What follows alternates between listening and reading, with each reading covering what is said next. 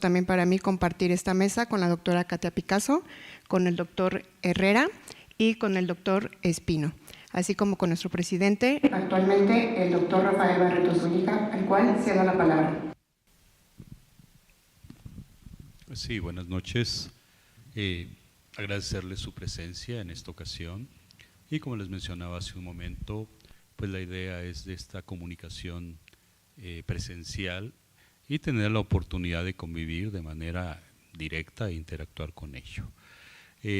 Para mí es un placer que en esta ocasión nos acompañe el doctor Lars Abaken y que todos los participantes del Presidium, entre ellos nuestro director presidente previo, el doctor Espino, y al cual pues obviamente está en casa y queremos que todos ustedes se sientan como en ella.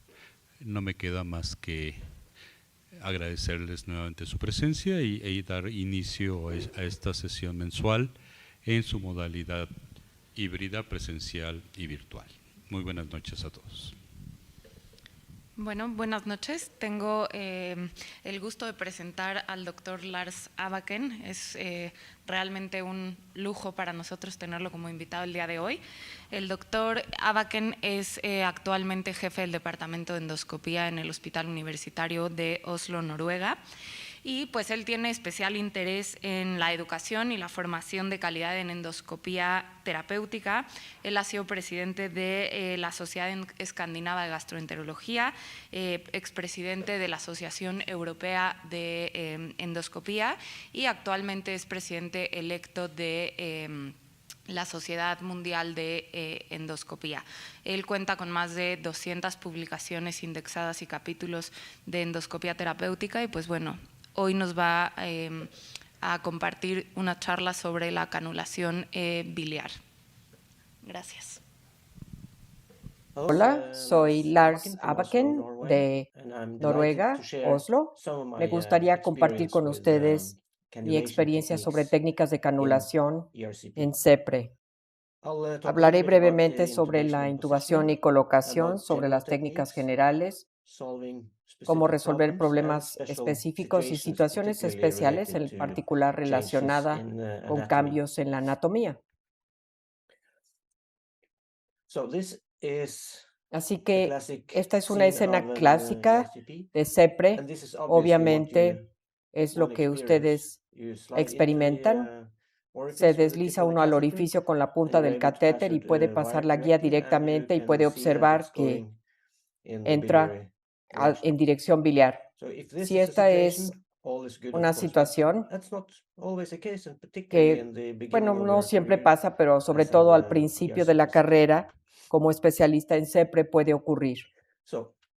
Entonces hay una serie de pasos que se tienen que conquistar uno por uno al inicio de la carrera como especialista en CEPRE, y a veces puede uno incluso quedarse atorado en la laringe, porque con el endoscopio frontal puede uno observar muy bien la anatomía, mientras que con el duodenoscopio eso es un mucho mayor reto. Aún así, les aconsejo que intenten visualizar por lo menos algunas de las marcas anatómicas, porque eso ayuda a saber a qué nivel están y también que están en la línea media. Afortunadamente, la punta redondeada del duodenoscopio por lo general facilita el pasar a través del endoscopio, pero si eso no funciona, y a veces no funciona también por motivos anatómicos, si ustedes, por ejemplo, tienen al paciente ya anestesiado, a veces un pequeño jalón puede ayudar, o si pueden ustedes visualizar las vías aéreas y observan por dónde quieren pasar, pueden pasar la guía de alambre o hasta un catéter profundamente al esófago y luego seguirlo, porque eso les va a dar más confianza al empujar el endoscopio. Entonces, eso sería como el reto número 1. Y después el siguiente reto que la mayoría de las personas experimentan al iniciar su carrera con la vista lateral es perderse en el estómago, en algún lado del fundus. Y si esto ocurre, cosa que sí sucederá, retrocedan hasta el nivel de la Z y por lo general lo que se hace es que se rota un poco a la izquierda, empujan un poco y luego rotan a la derecha y traten de pensar en los movimientos que realizan en la endoscopía, porque básicamente los movimientos son los mismos, solo que se ve diferente por la óptica de vista lateral. Roten a la derecha con la punta hacia arriba y luego deslicen a esa ranura que están creando en la curva. Hay algunas cosas que complican, sobre todo la anatomía de cascada del estómago, en donde el orificio hacia el antro está aplastado hacia arriba, cerca del cardias, y nuevamente la solución consiste en retroceder y buscar esa ranura hacia la derecha, muy cerca del cardias. Una hernia yatal grande también, por supuesto, causará problemas. En los casos difíciles, el uso de la fluoroscopía para entender mejor cómo está colocado el endoscopio también les ayudará. A veces vemos a dónde queremos ir, pero no podemos llegar ahí. Si ese es el caso, hay que empujar, por ejemplo, al píloro.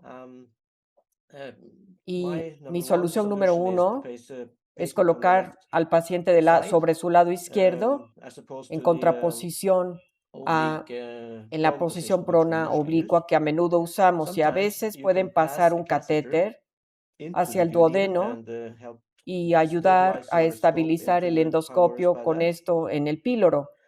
Y como último recurso, pueden pasar una guía y después un balón de calibre grande en el duodeno y usarlo como extensión del endoscopio y seguirlo. Si están empujando más de lo esperado, eventualmente llegarán al píloro. Eso podría ser por una maniobra de alfa loop, y si ese es el caso, pues cuando traten de enderezar el endoscopio en el duodeno, retrocedan y regresen nuevamente al estómago. Entonces, si sospechan que esto está pasando, mi opinión es que hagan una fluoroscopía para apreciar si esa es la posición correcta del endoscopio y luego con todo cuidado enderecen, lo cual puede involucrar maniobras en sentido de las manecillas o en contra de las manecillas hasta que logren llegar a la posición recta. Y esto se tiene que hacer bajo guía fluoroscópica. Una vez que enderecen el endoscopio, normalmente visualizar la papila es fácil. Puede ser difícil por varias razones que incluyen pancreatitis o edema de la pared del duodeno o una papila oculta bajo un pliegue o dentro del divertículo, pero pueden ser visibles también con diferentes variaciones. Algunas protruyen, otras son minúsculas y demás. Entonces, antes de comenzar a picar la papila, véanla muy de cerca y entiendan en dónde se encuentra el orificio y hacia dónde va la dirección del conducto biliar. Estos serían mis tips para lograr una canulación exitosa. Se necesita, por supuesto, dextreza y maniobras necesarias para canular, que son muy diferentes del nivel de precisión que se requiere para una endoscopia luminal normal. Así que esa es una competencia adicional que tienen que desarrollar. Necesitan experiencia, un poco de suerte y también ciertamente desde el principio tienen que tener el plan B y C en la mente. Es decir, que si prueban algo y fracasan en varias ocasiones y si ya tienen la idea de lo que van a hacer a continuación, entonces lo más probable es que cambien más pronto su estrategia en contraposición de simplemente persistir con un método que fracase. Entonces, esto es una lista de las cosas que son importantes. Acceso retenido, posicionamiento, uso de esfínterotomo. Vamos a revisar cada uno de estos puntos como componentes de una canulación que esperemos que sea exitosa. Retener el acceso profundo quiere decir que si algo ya está dentro del conducto, por ejemplo, un stent colocado previamente, eso es un apoyo importante para ustedes. El canular a todo lo largo de un stent a permanencia siempre es más fácil que extraer esa endoprótesis y luego canular, particularmente en una papila no cortada. Si hay una endoprótesis allí, intenten firmemente canular a todo lo largo, colocar la guía de alambre y luego extraer la endoprótesis. También a veces pueden utilizar un asa o un recuperador de Suendra, sobre todo si tienen que pasar la endoprótesis por una estenosis muy estrecha y quieren retener el acceso. Les voy a mostrar cómo funciona esto con el uso del asa. Este fue un paciente a quien se le colocaron previamente 2 endoprótesis y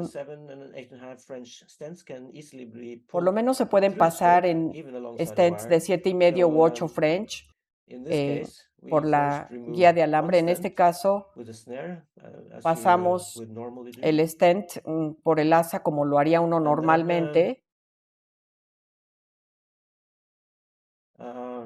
Y después canulamos la siguiente endoprótesis, como ven aquí con una guía de alambre. Pasamos la guía por la endoprótesis, por la estenosis y la mantenemos ahí. Luego movemos este catéter que utilizamos para la canulación, lo quitamos y pasamos una asa por la guía.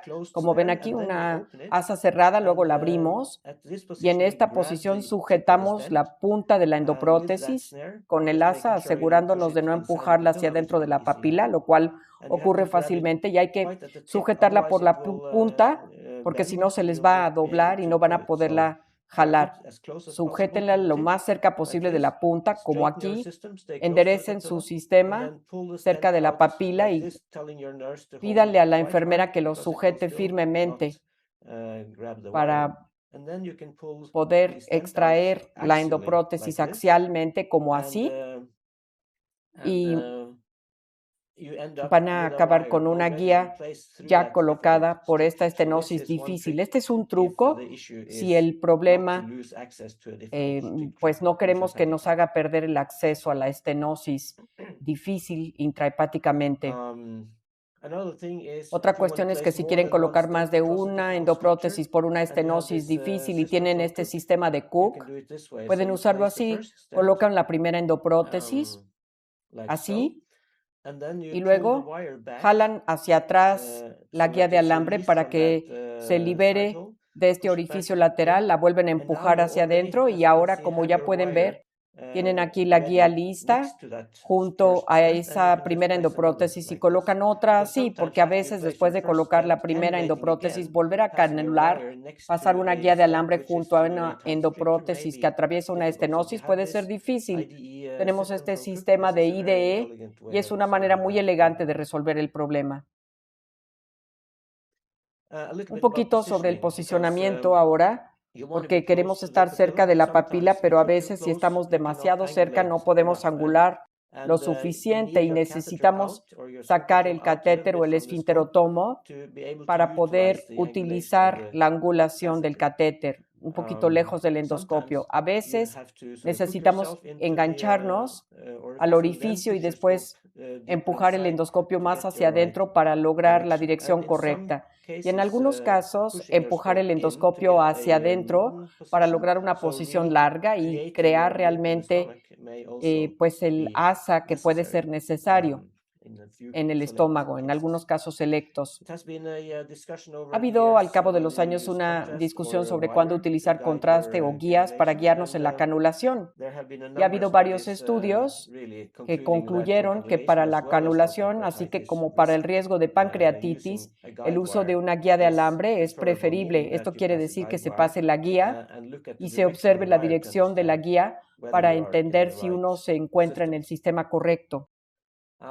Ahora, cada vez más no utilizamos catéteres comunes, sino más bien esfinterotomos en las papilas, porque en muchos casos van a acabar haciendo la esfinterotomía por diferentes razones, pero también tiene otras utilidades, por ejemplo, en particular que ofrece más angulación y más opciones de direccionamiento específico de la punta del esfinterotomo y de la guía de alambre. Este es un caso en donde la papila estaba muy profundamente y era difícil descender hasta abajo. Entonces, aquí tenemos la papila que está hasta abajo y como pueden observar es difícil entrar profundamente lo suficiente con el endoscopio y en esta situación el tener un esfinterotomo que suma a nuestra posibilidad de direccionamiento así, pues esto representó un enorme beneficio. Entonces logro entrar al orificio y luego utilizo el esfinterotomo doblándose para penetrar en la dirección correcta. A veces, la mayoría de las veces, uno quiere llegar al conducto biliar, pero no es raro que los intentos iniciales pues también tengan que ver con el acceso pancreático. Vamos a ver la guía cruzando la columna. Si este fuera el caso, yo les aconsejo que consideren mantener ese alambre en lugar de extraerlo y volver a empezar, porque hay una serie de técnicas que se pueden utilizar para manejar esta guía de alambre como apoyo. Estas son algunas de las utilidades de tener esta guía colocada. Mantiene la papila a la vista cuando es difícil de observar. Y creo que lo más importante es que estabiliza la papila, funcionando como una especie de andamio. Quiere decir que cuando pasamos a todo lo largo de ella, tenemos una anatomía más estable. Hasta cierto punto puede ayudar a levantar el orificio hacia el canal de trabajo, sobre todo si hay un divertículo. Y endereza todo, endereza el paso de los conductos y la pared del duodeno. Y por último, si necesitan colocar una endoprótesis, por ejemplo, por pancreatitis, nos permite la colocación de esta endoprótesis sin necesidad de manipulación. El principio es que dejemos la guía en el conducto pancreático, extraigamos el catéter, colocamos una guía nueva en el catéter y luego a todo lo largo de ella tratamos de llegar al conducto biliar. Y esto nos muestra aquí que esta guía está en el páncreas y tratamos de correr lateralmente encima de la guía, aunque no tan verticalmente, pero yo les diría que con muchísima frecuencia, y esto nos sorprende, esto va a terminar en el conducto biliar. Estoy tratando de angular aquí un poco la punta en la dirección en que yo supongo que estará el conducto biliar. Y aquí pueden observar que sí logramos el acceso al conducto biliar y después de eso se puede quitar la guía pancreática o colocar la endoprótesis pancreática, sobre todo si han estado batallando ya cierto tiempo. En las recomendaciones de la ESG, en las guías recomiendan colocar una endoprótesis pancreática si utilizaron esta técnica de canulación.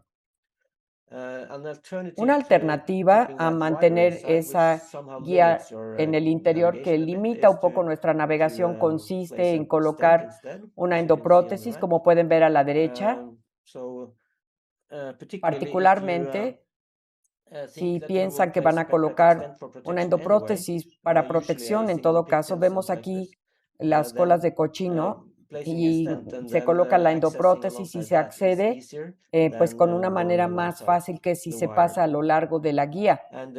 Y si siguen batallando, utilicen un corte con needle knife, que es mucho más seguro si tienen el stent pancreático ya como apoyo direccional para que les permita trabajar con el stent, como pueden ver aquí. Si no pueden realizar la técnica de doble alambre y no aún con ella no pueden acceder al conducto biliar y eso puede ocurrir por varias razones anatómicas. Esto es uno de los casos en donde probamos esta técnica y no funcionó. Regresamos sobre la guía pancreática, hicimos una esfinterotomía por arriba de la guía pancreática. Esta es una esfinterotomía pancreática, pero nos va a abrir el músculo común y en muchos casos nos permitirá un acceso visual al orificio del conducto biliar también, así que esta es una ranura del corte y por lo general el orificio del conducto biliar va a quedar un poco a la izquierda. Aquí pueden observar que esta porción podría ser el ósteo del conducto biliar y en este momento puedo pasar la guía. Entonces, el hacer una esfinterotomía por encima del páncreas también mejora el acceso al conducto biliar. En muchos casos, aquí podemos ver que después de un poco de manipulación, puedo deslizar la guía al interior del orificio y luego usar el esfinterotomo y hacer la esfinterotomía también en el conducto biliar. Esta técnica se ha analizado en Estados Unidos, no es muy popular, se ha analizado poco, pero nosotros hicimos un estudio aleatorizado comparando dicha técnica con otras soluciones, particularmente de una técnica de doble alambre, y esto nos muestra que la tasa de canulaciones fue más alta, sin ninguna complicación, particularmente pancreatitis.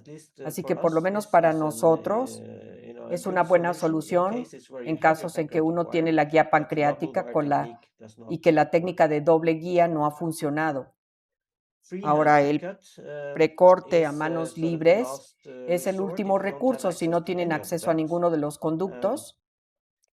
Y en algunos centros esto se utiliza muy a menudo, mientras que en otros centros pues son más escépticos por los riesgos, particularmente de pancreatitis. Estos son datos que muestran que la tasa de complicaciones con precorte varía mucho, pero en algunos lugares es muy alta.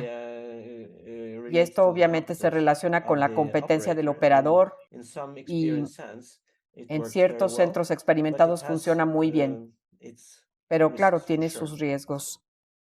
Así que antes de hacer el precorte, debe uno tomar estas consideraciones. ¿Qué tanto debe uno luchar antes de considerar el precorte? La anatomía de la papila hace diferencia porque si es muy pequeña y plana la papila, hay muy poco espacio de cortar antes de causar una perforación, mientras que si la papila protruye es más seguro, obviamente. La experiencia del operador, el acceso que se tenga a un amigo que nos pueda apoyar, también es importante. Y la causa del fracaso, porque en algunos casos no es por la papila misma, sino porque quizá el paciente esté inquieto o porque tenga contenidos luminales o mucho movimiento, cosas así. Y si ese es el problema, entonces el precorte no es la solución. Y por último, también reconsiderar una vez más la indicación de de CEPRE y la emergencia que pueda haber, porque pues habrá que intentar otro día con un colega más experimentado en ese caso. Este es el principio, se hace un corte capa por capa sobre el conducto biliar sin llegar demasiado profundamente ni más allá de la pared del duodeno. Idealmente va uno a tratar de entender la dirección de la valva, que está en teoría a las 8 podemos utilizar una aguja o como este instrumento que es muy frecuente su uso en Alemania, y la técnica consiste en identificar el orificio. La mayoría de las personas empiezan en el orificio y cortan en dirección cefálica, capa por capa, en forma bien controlada. Y también es una buena idea practicar los movimientos con el elevador o la punta del endoscopio antes de realmente cortar. Si tienen un cálculo impactado, el precorte es seguro o más seguro y a veces también es necesario para poder pasar el cálculo. Si tenemos este tipo de situación, pues este es el caso ideal para un precorte muy gratificante, como pueden observar. Creo que esto me lo voy a saltar. Aquí vemos el uso de este precorte con needle knife sin cálculos. Cortamos aquí en forma bien controlada, poco a poco, abriendo. Esperemos no tener sangrado y de manera ideal vamos a ir abriendo el músculo esfintérico. Se abrirá para que ustedes puedan observar el orificio visualmente. Incluso si no, cortar esa primera parte del músculo a veces basta para que podamos posteriormente proceder.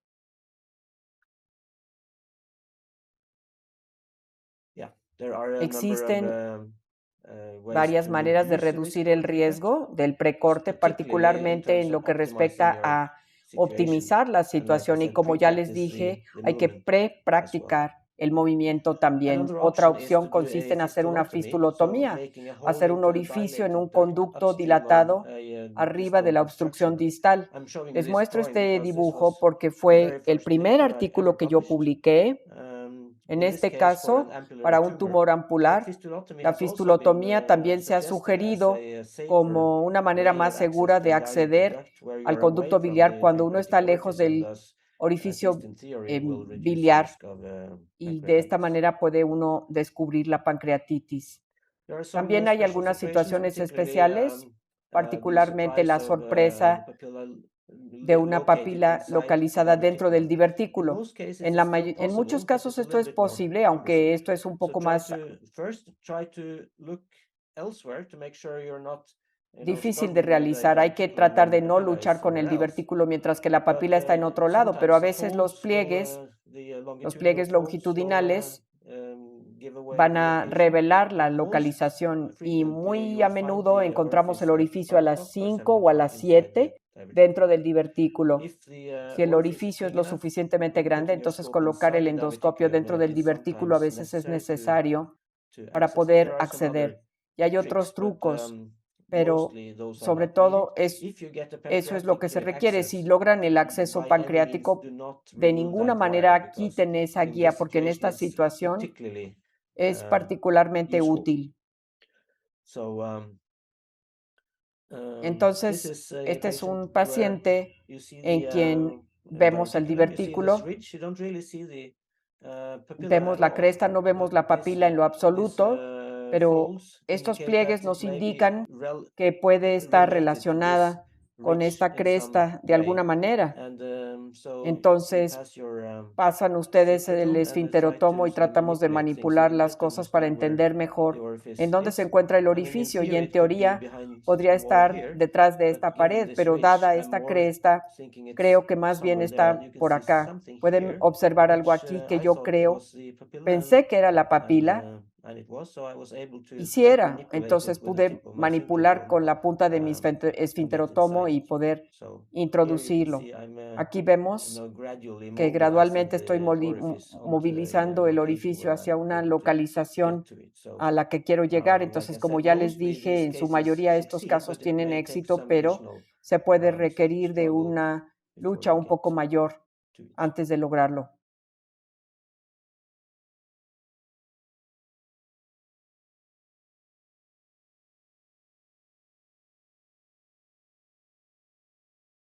Esta es otra situación que puede complicar las cosas. A veces nos piden que coloquemos una endoprótesis a un paciente con un tumor ampular para lograr un drenaje paliativo. Y si el tumor afecta el orificio de la papila, quizá sea difícil entender la anatomía y en dónde se encuentra el orificio, y típicamente estas lesiones van a empezar a sangrar una vez que las manipulen. Entonces, si esto fuera la situación, entonces otra vez traten de observar lo más posible antes de manipular aquí y pasar la guía de alambre que parece ser algo bueno, pero que en realidad no lo fue. Esto es solo el pasar hacia un tumor necrótico, entonces intentamos por acá pensando que quizá esta protrusión podría ser algo. Lo intenté nuevamente entrando, pero en este punto estaba yo un poco optimista, pero después ya no tanto. En este momento estaba yo a punto de subir, luego lo intentamos en esta localización otra vez y resultó ser el conducto biliar. Pero pues obviamente que esto les puede causar problemas. Otras situaciones especiales, esto es un Billroth 2, un paciente con Billroth 2 que fue operado y por eso es que todo está volteado al revés. Vemos aquí el duodeno y el esfinterotomo está entrando en la dirección errónea. Queremos entrar aquí hacia arriba. En algunos casos se puede rotar el esfinterotomo así o se puede utilizar un catéter de canulación recto para lograr la dirección correcta. Creo que cada vez más estamos utilizando endoscopios también para estos Billroth 2 por el riesgo de perforar el asa aferente con el duodenoscopio rígido. También estamos viendo cada vez más pacientes referidos por con derivación gástrica RU-en-Y. Ingresamos el endoscopio y luego llegamos al duodeno desde abajo, pero con el endoscopio el acceso se vuelve más difícil por las asas. Entonces la técnica es tratar de deslizar la papila, como observan aquí, y tratarla de voltear hacia adentro. De hecho, utilizamos un cap en el endoscopio porque con esto se puede manipular la dirección de la papila un poco más, pero la canulación puede ser un reto en estos casos. Pero como les estoy mostrando este video, pues ven que tuvimos éxito y la técnica, pasamos una aguja a lo largo de la guía, como aquí, luego cortamos hacia afuera y después utilizamos un catéter con balón para dilatación hacia el calibre que necesitamos. Estas son las opciones. Si todo lo demás falla, que sí llega a ocurrir, sobre todo al principio, pueden llamar a un amigo, intentar otro día cuando todo esté tranquilo y hacer un PTC como solución o un rendezvous para lograr el acceso EUS, y podemos utilizar ya sea la técnica de rendezvous o de fístula, y en algunos casos hasta la cirugía puede ser una solución. Así que estas son mis conclusiones. Si su canulación es difícil, optimicen su situación y su equipo y piensen secuencialmente el tener un plan B y C en mente antes incluso de empezar, porque esto les va a evitar repeticiones fútiles. Y también ya les mostré muchos tips y trucos que por lo menos en mi experiencia muy a menudo les van a ayudar a tener éxito al final. Pero sopesen sus riesgos, dense cuenta de que la CEPRE es un riesgo importante. Siempre hay riesgo de complicaciones que obviamente aumenta cuando se batalla más. Entonces, el detener el procedimiento siempre es una opción que hay que considerar. Y con esto, les agradezco su atención. Sí, doctor Lars Abaken, muchísimas gracias por su increíble presentación. Mi más sincera felicitación como presidente de la Asociación Mexicana de Endoscopia Gastrointestinal, y que seguro a nuestros socios les va a dejar una enseñanza importante. Quiero pasar el micrófono al doctor Héctor Espino, expresidente de nuestra asociación, para que dé sus puntos de vista en base a tan interesante tema. Por favor, Héctor. Muchas gracias. Agradezco al presidente y al comité directivo de la asociación, a los coordinadores, la invitación para estar en esta mesa y oír al doctor Abaken, un experto mundial en estas técnicas. El doctor Abaken es el presidente electo de la Organización Mundial de Endoscopía y por eso quisiera preguntarle acerca de la enseñanza de la CEPRE, cómo debe de ser, si todos los endoscopistas que tenemos en los hospitales en entrenamiento deben de formarse en esta técnica o debe de seleccionarse a aquellos que tengan más habilidad, más destreza o más interés en hacerlo.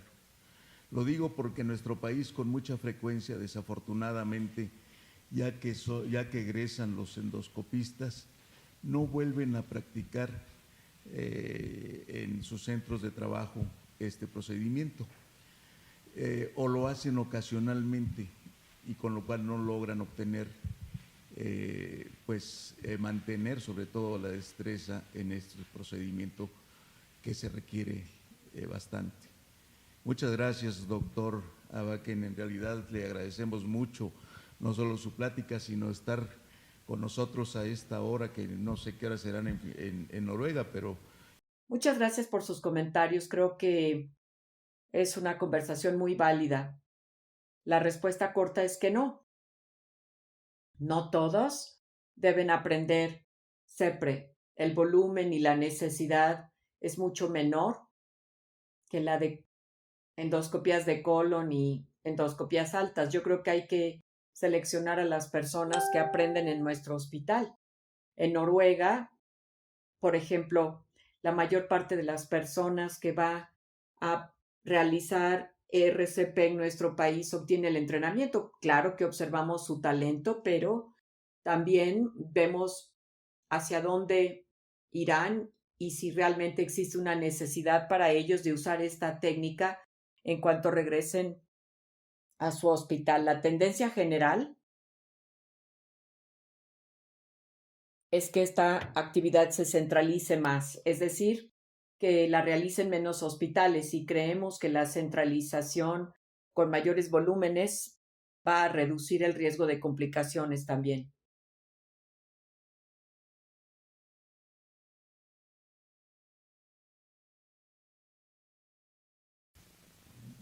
Doctor, buenas noches.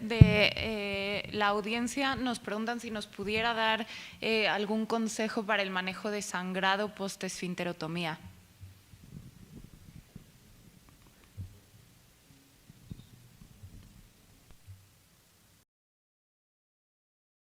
Management of post-sphincterectomy bleeding. Sí, no es poco común, y unos cuantos comentarios aquí relacionados con esto, porque primero, tener un sangrado durante el corte no es tan común, pero el punto número 1 es que si se produce un sangrado durante el corte, hay que continuar a finalizar el corte, porque cortar a la mitad quiere decir que no se tiene una abertura efectiva y hay que regresar a cortar más. Y si hay un sangrado, quiere decir que ya se cortó un vaso y el riesgo de cortar otro pues es pequeño. Entonces yo comenzaría decidiendo continuar con mi corte hasta donde lo desee y después manejar el sangrado. A veces es un sangrado moderado y no importa tanto, y puede uno continuar con el procedimiento observando si el sangrado gradualmente cede y desaparece. Si no es así, entonces 2 puntos importantes adicionales son tratar de mantener la luz libre, porque si uno empieza a encontrar coágulos, entonces la visualización puede desaparecer por completo, lo cual es una situación difícil. Otro punto importante es asegurarse de mantener la posición y mantener la guía de alambre dentro del conducto biliar, porque esa es nuestra solución para tratar el sangrado si se necesita. Y entonces, por lo tanto, para el tratamiento, si ustedes tienen que hacer algo, si tienen que suspender, la primera solución es comprimir. Y la compresión se puede realizar con un balón de dilatación si lo tienen, y si ya lo tienen insertado, se vuelve a inflar el balón y se mantiene ahí por 5 o incluso 10 minutos, y a menudo eso suspende el sangrado. También es posible utilizar un balón de obstrucción, jalarlo y colocarlo hacia el orificio, y esto en la mayoría de los casos resuelve el problema. Y si no es así, por lo menos lo que hacemos es colocar una endoprótesis de metal cubierta en la papila a través de ella, que por lo menos nos dará presión relativa. Y la única preocupación ahí es que si es un cálculo y no hay estenosis en el conducto, cuando ya se haya cortado la papila, el riesgo de dislocación de la endoprótesis metálica es bastante elevado. Entonces, en esa situación, si la estenosis, para mantenerlo en su sitio, primero colocamos la endoprótesis de metal y luego una endoprótesis de plástico de doble cola de cochino para detenerla en su lugar. Se ha sugerido que se utilice el hemospray o incluso clips. Nos preocupan mucho los clips. Todo mundo se preocupa de clipar uno de los conductos, el hemospray o alguna otra modalidad pueda resultar útil. No la hemos probado, pero ciertamente es algo factible y yo esperaría que funcionara. Muchas gracias por su respuesta, doctor. Otra de las preguntas que tenemos de la audiencia es que si usted recomienda la colocación de una prótesis pancreática y de qué calibre posterior a hacer un corte transpancreático.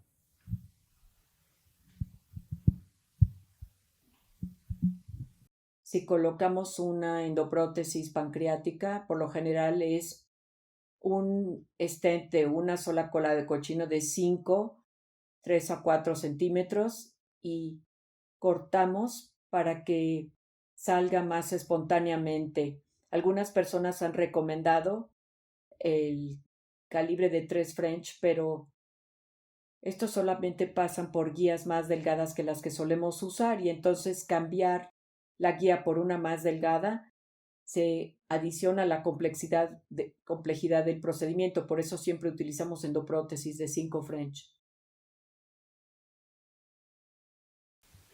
Doctor Abaken, además de que fue presidente de la Asociación Europea de Endoscopía Digestiva, participa en la elaboración de las guías de esta asociación. Las guías para canulación fueron elaboradas hace 6 años, 7 años casi, en 2016, si no mal recuerdo. Y en estas guías se mencionaba la recomendación de colocar una prótesis pancreática en caso de utilizar la técnica de doble guía o una septotomía, un corte, una esfinterotomía transpancreática.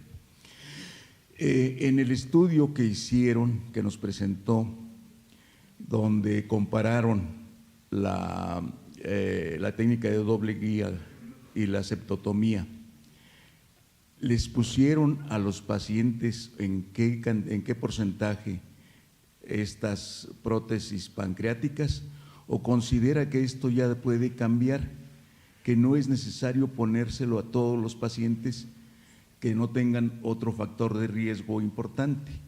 Quisiera saber su opinión acerca de esto y de si hay algo más que se convendría actualizar con respecto a las guías que disponemos en la actualidad.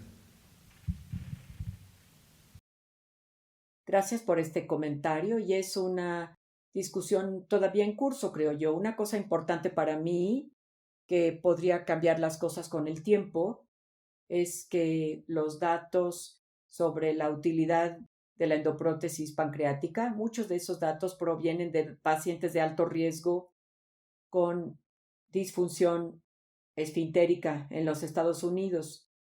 Y esa ese es un grupo muy poco habitual de pacientes en la mayoría de los centros. Y además, la mayoría de esos datos se recabaron antes de la introducción de los AINES rectales. Y entonces, la utilidad de la endoprótesis pancreática, cuando ya se protegen a los pacientes, si es igual, pues hay muy pocos datos que documenten la utilidad adicional de ese procedimiento a medida que, o por lo menos a que corresponda al mayor tiempo y dinero que esto implica. Mi perspectiva es que el sobreuso de las endoprótesis pancreáticas podría no ser una buena situación cuando ya estamos dando AINES a los pacientes, pero tiene usted razón, las guías dicen que si uno hace esfinterotomías pancreáticas o con la técnica de 2 guías hay que colocar una endoprótesis. Honestamente yo no siempre lo hago, depende más de la cantidad de manipulación y de tiempo gastado y de la dificultad del procedimiento. A veces con la técnica de doble guía nos lleva 1 minuto y se hace la canulación del conducto pancreático. Yo no siempre coloco la endoprótesis pancreática en esos casos. Muchas gracias, doctor, por su comentario. Otra de las preguntas de la audiencia es, en su país, ¿cuál es el número de CEPRES que se considera ideal, al día, mes o anual, para que el endoscopista se le considere apto para realizar estos procedimientos?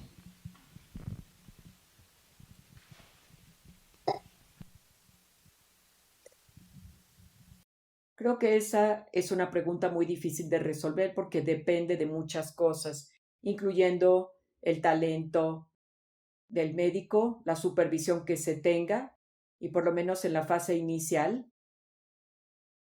Además, si uno ya está bien entrenado y luego pasa uno a un hospital pequeño, creo que le puede uno ir bien con volúmenes pequeños, pero en la fase de entrenamiento y sobre todo en el inicio,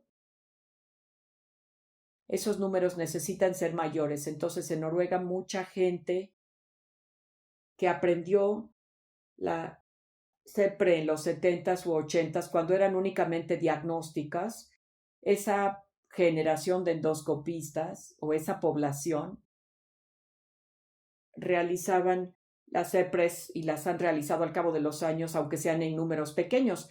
Pero esa población ahora está más o menos jubilada y entonces la adquisición de un nuevo personal que se entrene con estos volúmenes bajos es más difícil. Por lo tanto, es muy difícil llegar a un número mínimo necesario para mantener la competencia. Pero como ya les dije, eso pues depende de qué tan apto haya sido uno inicialmente, qué tan competente.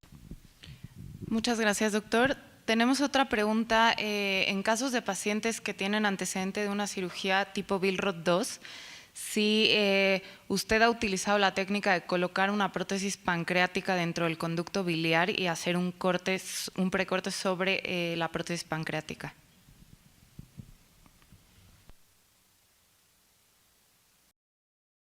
Otra vez, por favor, ¿puede repetir la pregunta?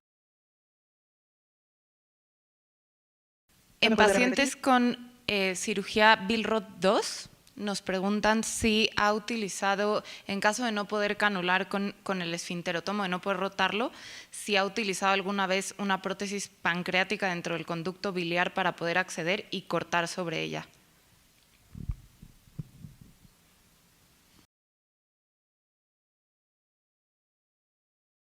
Sí, si uno puede acceder al conducto pancreático, creo que ese es uno de los usos, una de las posibilidades.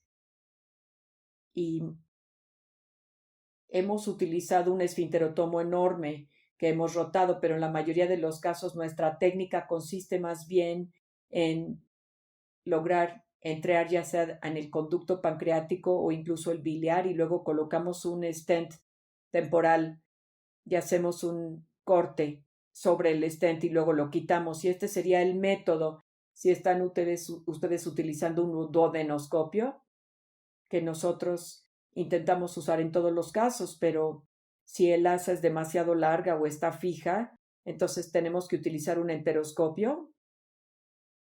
Y después, la complejidad añadida con la endoprótesis es mayor porque no se puede extraer jalando el stent por el endoscopio. Entonces, si utilizamos un enteroscopio, por lo general tratamos de colocar una guía en la medida de lo posible y luego hacer corte con aguja sobre la guía. Si tenemos cálculos mayores, por ejemplo, entonces se puede utilizar otro método posteriormente. Doctor Abaken, con respecto al trabajo que nos presentó también, comparando doble guía con septotomía, esfinterotomía transpancreática, nos comenta que hubo una mayor eficacia para canulación con la septotomía. Han aparecido varios artículos y revisiones en que parece ser que la esfinterotomía transpancreática está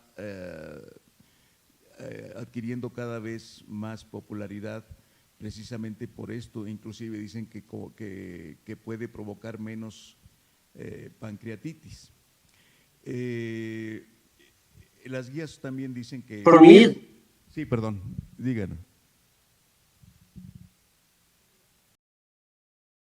No, iba yo a decir únicamente que para mí es lógico que esto cause menos pancreatitis porque creemos que por lo menos parte del mecanismo de la pancreatitis es la traumatización y la inflamación con una obstrucción relativa a nivel de la papila.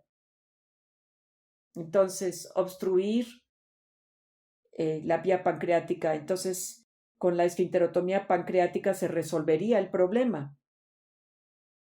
Pero yo sé que ha habido cierto escepticismo, sobre todo en Estados Unidos, mientras que en Finlandia, en el equipo de Helsinki, que fue quien inició este equipo, ellos lo utilizan con bastante frecuencia. Otra pregunta dentro de ese contexto es si uno hace eso, si entonces necesita colocar el stent pancreático, que para mí no sería tan lógico porque ya se tiene la abertura que se supondría fijaría la endoprótesis. Entonces, en otro estudio aleatorizado habría que ver si hay la necesidad de la endoprótesis pancreática en estas situaciones, cuando ya se tiene ahí el esfínter pancreático.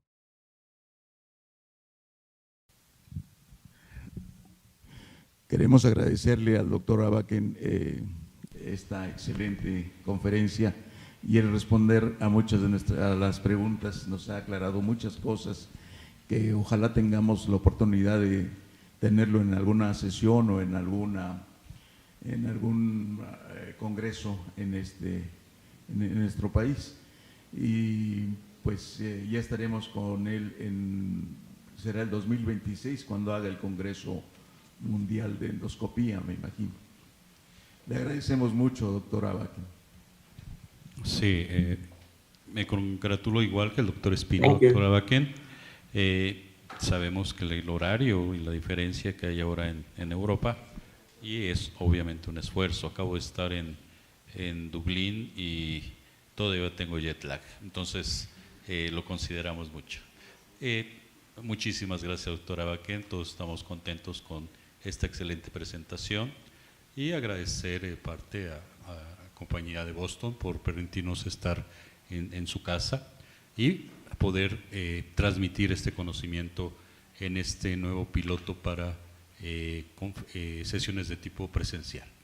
Muchísimas gracias y buen día, madrugada. Muchas gracias a todos. Muchísimas gracias a todos por haber estado conectados. Tenemos médicos que se conectaron desde Argentina, Perú, Bolivia y sobre todo darle las gracias a los médicos que se hicieron el esfuerzo por estar aquí con nosotros. Y bueno, para terminar, continúo con lo que son las próximas actividades académicas AMEG. Si vas a asistir al DDW, te invitamos al Simposio Internacional ASGE AMEG con el tema de Gastric Interventions.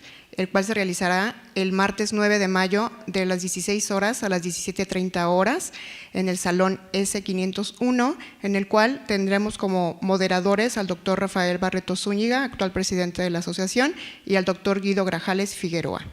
Así como continuamos con lo que son las inscripciones a nuestro próximo evento, Encuentro Endoscópico Centro, el cual se llevará a cabo el 16 y 17 de junio de este año en la ciudad de Guadalajara, Jalisco, con un programa académico dirigido a médicos endoscopistas, médicos no endoscopistas y asistentes en endoscopía, donde también se llevará a cabo nuestros talleres de hands-on para médicos endoscopistas. Los informes los pueden escribir al correo asociados@amecendoscopia.org.mx. No te pierdas nuestro próximo evento académico presencial, Programa Líder, sería nuestro segundo programa, en el Instituto Nacional de Ciencias Médicas y Nutrición Salvador Subirán, que se llevará a cabo el 22 y 23 de junio del 2023, interactuando de manera virtual con los profesores internacionales, los doctores Marc Giovannini, Manuel Pérez Miranda y Andrea Anderloni. También los informes al correo ya mencionado anteriormente. Si eres socio de la asociación y no estás al corriente de tus cuotas anuales, te invitamos a que te pongas al corriente y obtengas los beneficios como socios. Inscríbete a nuestro gran evento Ecos Endoscópicos Internacionales que se llevarán a cabo del 20 al 22 de julio en el Hospital Español de la Ciudad de México. Los informes igual al mismo correo. Te invitamos a inscribirte a nuestro curso en línea 1, 2, 3 a detectar, con conferencias de profesores tanto nacionales como internacionales, en el cual tiene una constancia de valor curricular de 12 puntos para lo que es la recertificación. Recuerda que a partir del 1 de junio de este año se emitirá la convocatoria en la página web de lo que es la asociación para la presentación de trabajos libres y de ingreso para nuestra próxima reunión nacional que se llevará a cabo del 21 al 25 de septiembre en la ciudad de Mérida, Yucatán. Y por último, esperamos su asistencia a nuestra próxima sesión mensual virtual que se llevará a cabo el 8 de junio del 2023 con el tema Pasar de la resección endoscópica de la mucosa a la disección endoscópica de la submucosa. Es factible en Occidente, con el profesor internacional invitado, el doctor Yoshinori Morita de Kobe, Japón. Muchísimas gracias a todos por acompañarnos esta noche. Gracias.